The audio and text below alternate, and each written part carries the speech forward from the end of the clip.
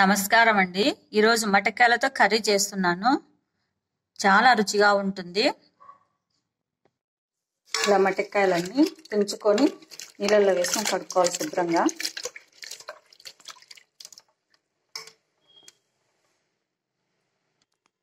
మటకాయలకు కారం తయారు చేసుకుంటున్నా. ఆయిల్ పెట్టుకొని జీలకర్ర వేస్తున్నా. ఫస్ట్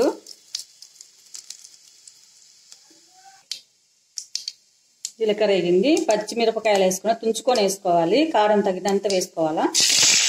ఇది వేగాలి కొంచెం.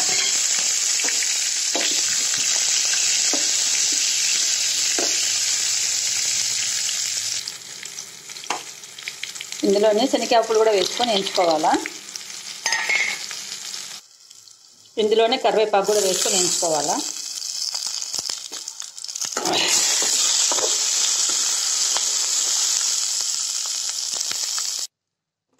రోట్లో వేసుకొని దంచుకోవాలా. మిక్సీ కూడా వేసుకోవచ్చు మీరు. నేను రోట్లో వేసుకొని దంచుకుంటున్నా.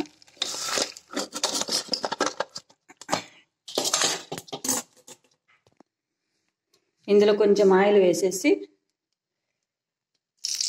చాలా ఎక్కువ వేసుకోవద్దు. ఉల్లిపాయలు వేసుకోవాలి ఫస్ట్. ఉల్లిపాయలు వేగాయి. ఇప్పుడు మటకాయలు వేసుకుంటున్నా. గోకుడుకాయ కూడా అంటారు దీన్ని. మటకాయలు వేసుకుంటున్నా. ఇది కూడా కొంచెం మగ్గనివ్వాలా.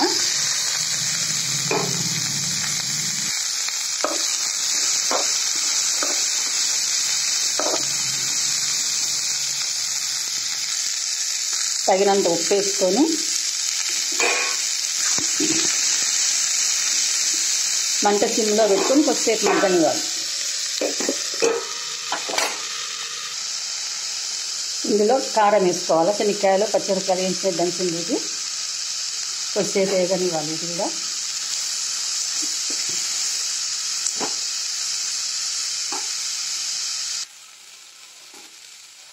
కొన్ని నీళ్ళు వేసుకొని ఉడకనివ్వాలి కొద్దిసేపు.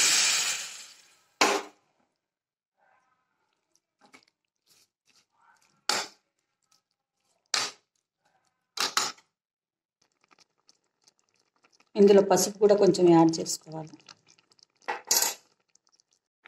మటకాయ కర్రీ రెడీ అండి. కొత్తిమీర కూడా వేసుకుంటున్నా. కొద్దిసేపు ఇది కూడా కొంచెం ఉడకనివ్వాలి.